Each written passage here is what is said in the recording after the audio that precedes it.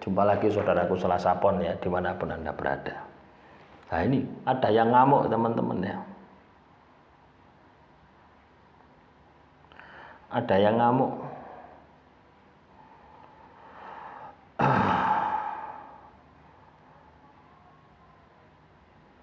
Kaitannya dengan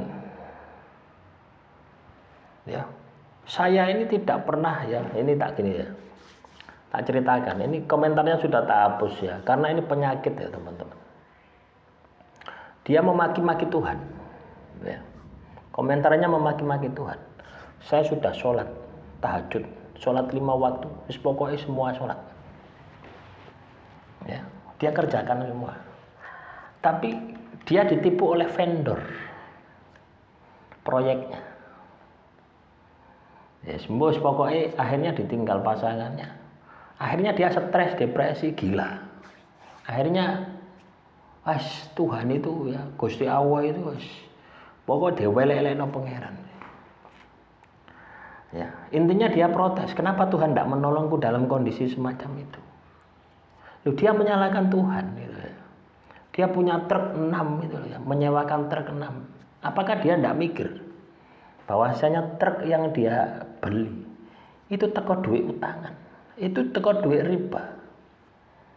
Loh, Anda sholat, Anda sholat, Anda zakat, Anda kaji, tapi Anda ngelakoni riba.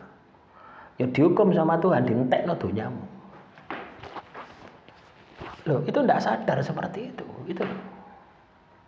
Nah terus ini kok memaki-maki Tuhan gitu loh, protes sama Tuhan. Nah, ini Anda jangan jadi Selasa Pon seperti ini gitu ya. Karena bahaya gitu. Ya, enggak tahu asal muasal masalahnya gitu loh ya. Vendor menipu Anda itu adalah alat Tuhan. Sama kayak kita lihat ya kasusnya Gus Miftah.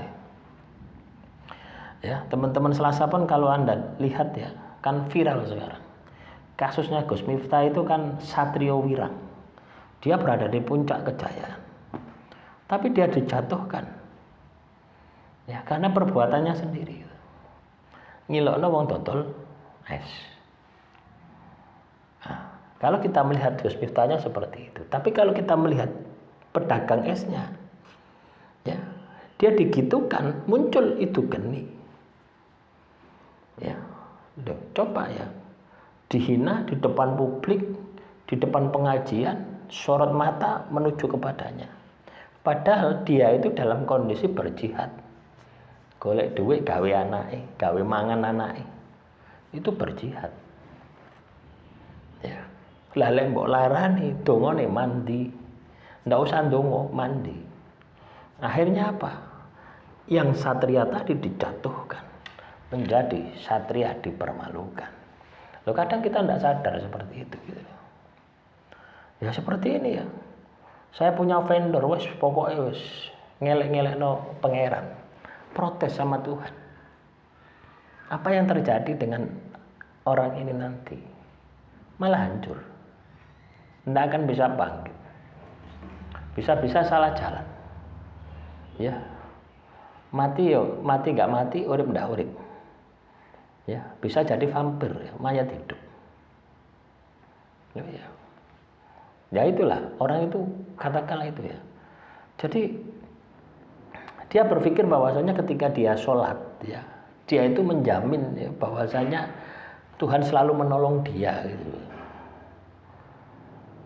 Loh, hidup di dunia ini banyak aturan, ya, banyak aturannya. Loh, Anda sholat tapi sik ngelakoni riba kok. Sik ngelakoni dosa. Berarti sholatnya tidak berkualitas, hanya silat saja. Nah ini ya, ini bahaya ini ya.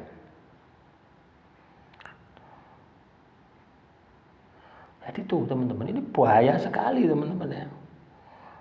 Ngamuk sama Tuhan gitu ya.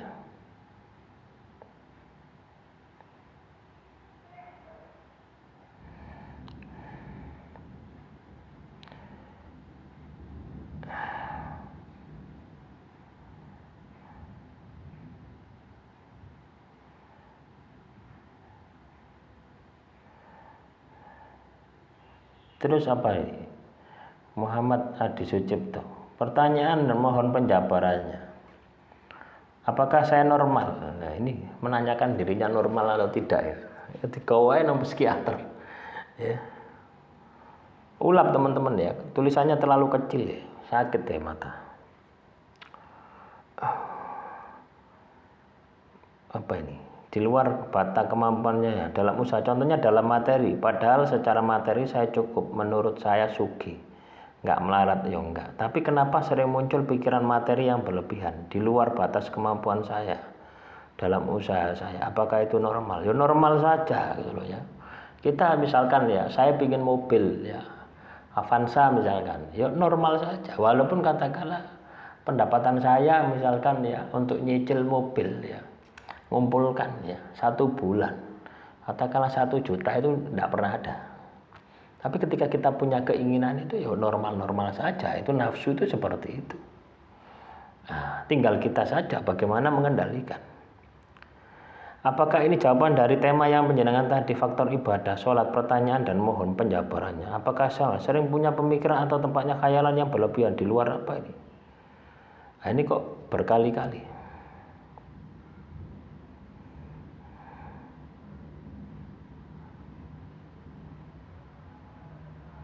Maksudnya apa?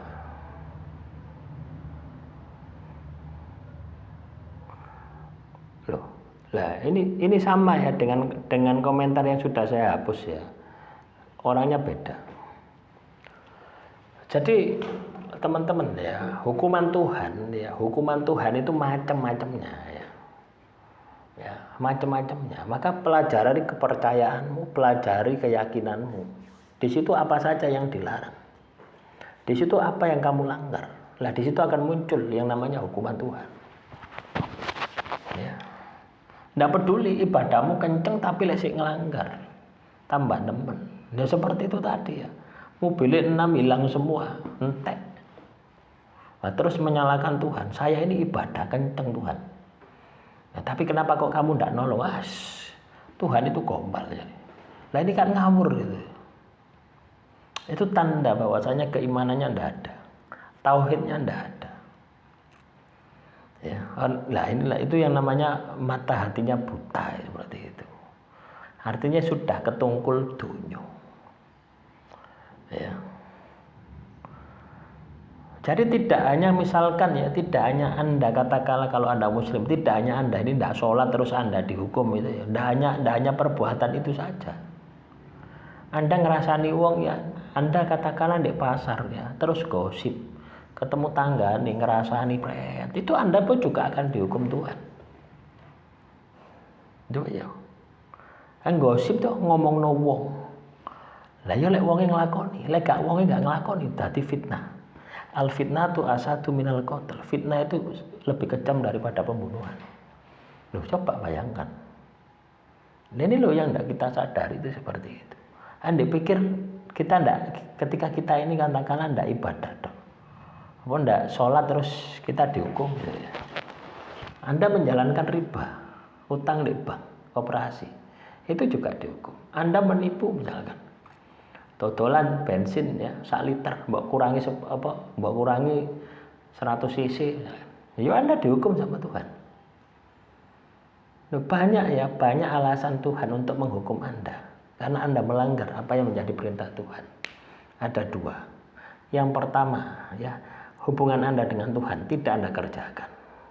Ya, contohnya sholat 5 waktu, tidak Anda kerjakan. Hubungan Anda dengan manusia, muamalah dengan manusia, menipu, memfitnah, meyakini, ya, pokoknya kejahatan semua itu. Ya, jadi kompleks teman-teman. Ya, jadi kalau Anda kena masalah, ya, jangan didik-didik menyalahkan Tuhan. Kalau Anda didik-didik menyalahkan Tuhan, masalahmu tidak tambah selesai, tapi masalahmu akan semakin sulit untuk diselesaikan. Ya ibarat Anda yang membuat kesalahan, Anda lempar kepada Tuhan. Nah itu yang bahaya. Demikian yang bisa saya sampaikan. Semoga materi yang singkat ini bisa bermanfaat ya. Kurang lebihnya saya mohon maaf. Assalamualaikum warahmatullahi wabarakatuh. Salam rahayu, rahayu, rahayu.